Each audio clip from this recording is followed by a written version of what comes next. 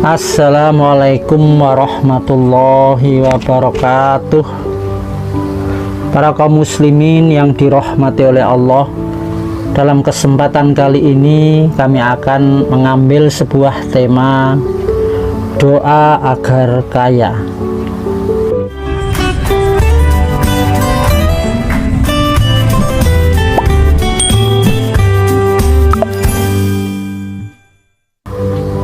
Saking bingungnya menghadapi persoalan hidup, ada seorang hamba Allah bisa dikatakan telah terperangkap di dalam gang buntu kehidupan. Dia maju tidak ada harapan, mundur malu menghadang. Rasanya sudah tidak punya muka untuk minta tolong ke para tetangganya, karena mereka sudah sering memberikan pertolongan kepada dia. Dia juga sudah takut minta bantuan pada saudaranya, sebab sudah sering membantu pada dia. Mau nekat menghabisi hidup juga masih ragu dan takut dengan dosa, takut nantinya masuk neraka. Namun kenyataannya, usahanya tidak tembus-tembus, selalu gagal dan gagal lagi. Istilahnya, kata orang Jawa, gagal maning. Usaha apa aja gagal, sepi pembeli, tidak menghasilkan keuntungan, bahkan rugi. Doa sudah dijalankan siang dan malam, namun belum juga terkabul. Dia melakukan tahajud setiap malam, namun hasilnya belum mulus seperti yang diharapkan. Ikhtiar, usaha, tidak kenal lelah. Namun sayang, hidup seolah tidak pernah berpihak kepadanya.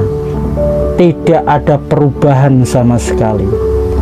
Sedangkan kebutuhan dan persoalan terus datang dan datang lagi, seperti halnya matahari yang selalu hadir setiap hari. Hanya satu yang masih membuatnya bertahan.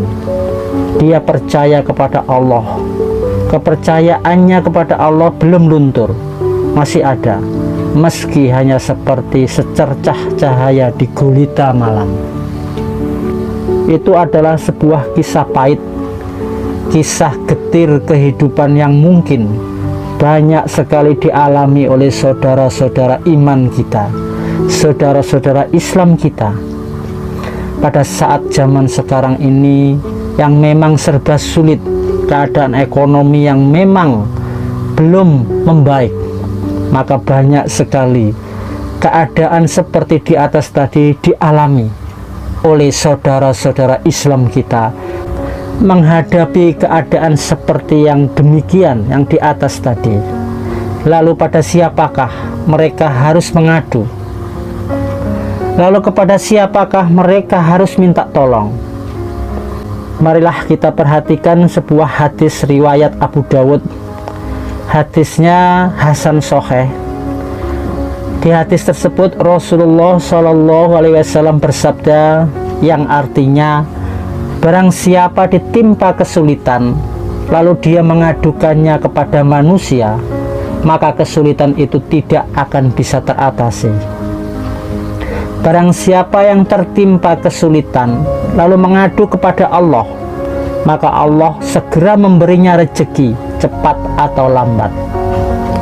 Para kaum muslimin, dari sebuah sabda Rasulullah SAW tadi, kita harus percaya 100% bahwasanya tempat kita untuk mengadu, tempat kita untuk minta tolong, tempat kita untuk curhat adalah Allah. Kita tidak bisa minta tolong kepada manusia, kita tidak bisa minta tolong kepada sesama manusia, tidak. Hanya kepada Allah lah tempat kita minta pertolongan. Cepat atau lambat, Allah pasti akan segera memberi rezeki kepada kita. Itu adalah sabda Rasulullah SAW yang harus kita percaya 100%. Jadi apapun kehidupan dan keperluan kita, apapun kesulitan yang kita hadapi di dunia ini, carut marutnya dunia, tentang bisnis kita yang sepi, usaha kita yang kembang kempis, dan semua permasalahan dunia. Hendaknya kita hanya mengandalkan Allah untuk kita mengadukan semua masalah dan keperluan, semua kesulitan kita. Minta tolong hanyalah kepada Allah. Hal ini ditegaskan oleh Rasulullah SAW yang diriwayatkan oleh Imam Tirmidzi. Rasulullah SAW bersabda, "Liyas ala ahadukum rabbahu hajatahu kullaha hatta yas'alahu sis'a na'lihi idzan qata'a." Kata Rasulullah, hendaknya salah seorang dari kalian meminta kepada Tuhannya seluruh kebutuhannya, seluruh hajatnya, bahkan sampai untuk memperbaiki tali sandalnya jika terputus. Hal ini menandakan bahwa apapun itu, entah yang remeh, entah yang gede, yang kecil, yang besar, yang mudah, yang sulit, semuanya kita mengandalkan kepada Allah, kita minta kepada Allah.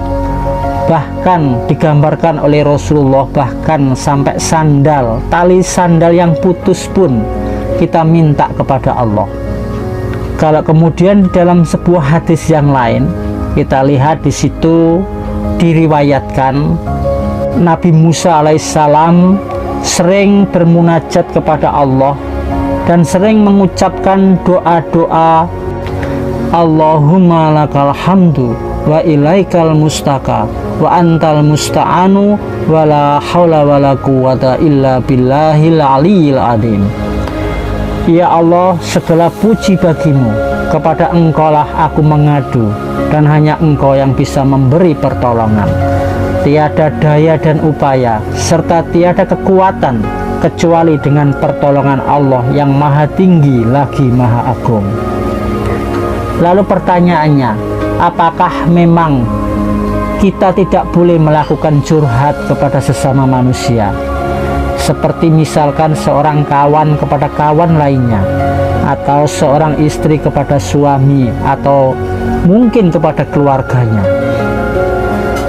Tentu saja boleh, sepanjang curhatan itu tidak bermakna ngerasani atau menggunjing Allah, itu boleh. Menjelek-jelekan Allah, itu yang tidak boleh. Curhat kepada sesama manusia boleh kita lakukan selama masih dalam koridor diskusi atau minta nasihat untuk mendapatkan cara-cara terbaik untuk keluar dari kesulitan-kesulitan yang kita hadapi, itu boleh. Tapi kalau kita sudah curhatan dengan manusia kemudian kita ngerasani Allah, menjelek-jelekan Allah, saya sudah berdoa, saya sudah sholat, saya sudah tahajud, saya sudah sholat duha, belum juga dikabulkan, gimana ini? Nah, itulah yang dilarang oleh Allah. Sebaiknya dalam keadaan apapun kita selalu mengadu curhatan seperti Nabi Musa tadi, bermunajat kepada Allah, berbicara kepada Allah, menyampaikan unek-uneknya, keperluannya, kebutuhannya, kesulitannya kepada Allah, dan kemudian minta tolong kepada Allah.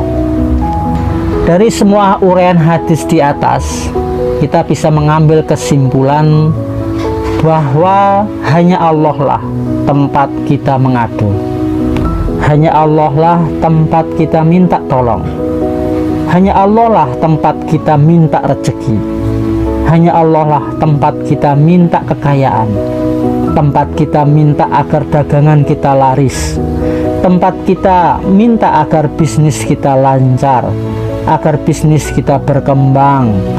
Hanya Allah lah tempat kita berdoa agar dijauhkan dari kerugian, kefakiran, dijauhkan dari kemiskinan, dijauhkan dari kebangkrutan.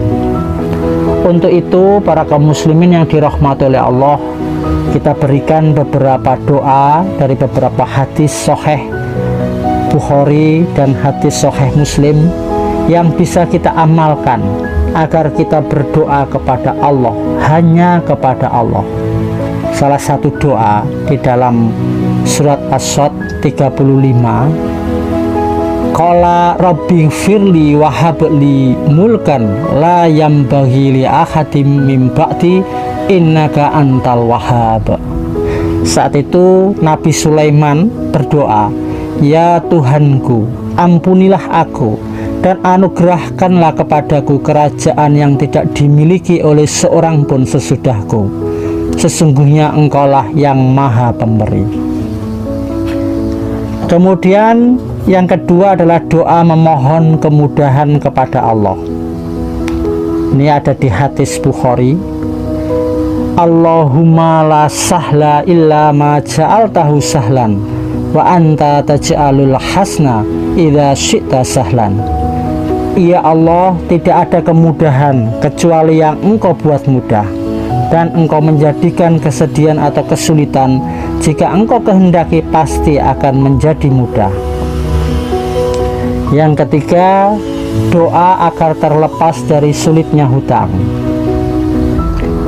Allahumma inni a'udzubika minal ma'sami wal mahrami. Ya Allah, aku berlindung kepadamu dari berbuat dosa dan sulitnya hutang. Kemudian yang keempat, doa agar lepas dari hutang sepenuh gunung. Allahumma qfini bihalalika an haramika wa aghnini bifadlika amman siwaka.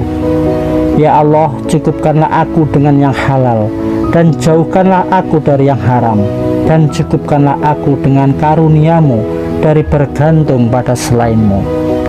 Insya Allah itu doa-doa yang bisa kita praktekkan dalam kesempatan kita berdoa kepada Allah. Misalkan saat setelah kita sholat tahajud di waktu sepertiga malam yang terakhir, kemudian kita doa ini, ataupun setelah sholat wajib kita berzikir kemudian kita melafalkan doa-doa ini, ataupun pada kesempatan-kesempatan yang lain seperti misalkan setelah kita sholat 2 rakaat, sholat sunnah 2 rakaat, kemudian kita berdoa. Apapun itu, pada saat-saat kita berdoa, monggo yang ingin bermunajat kepada Allah, yang ingin minta pertolongan kepada Allah, silahkan, hanya minta tolong kepada Allah semata. Insya Allah itu yang bisa kami sampaikan.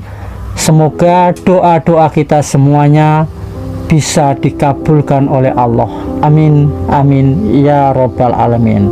Alhamdulillah, jazakumullah khairan. Wassalamualaikum warahmatullahi wabarakatuh.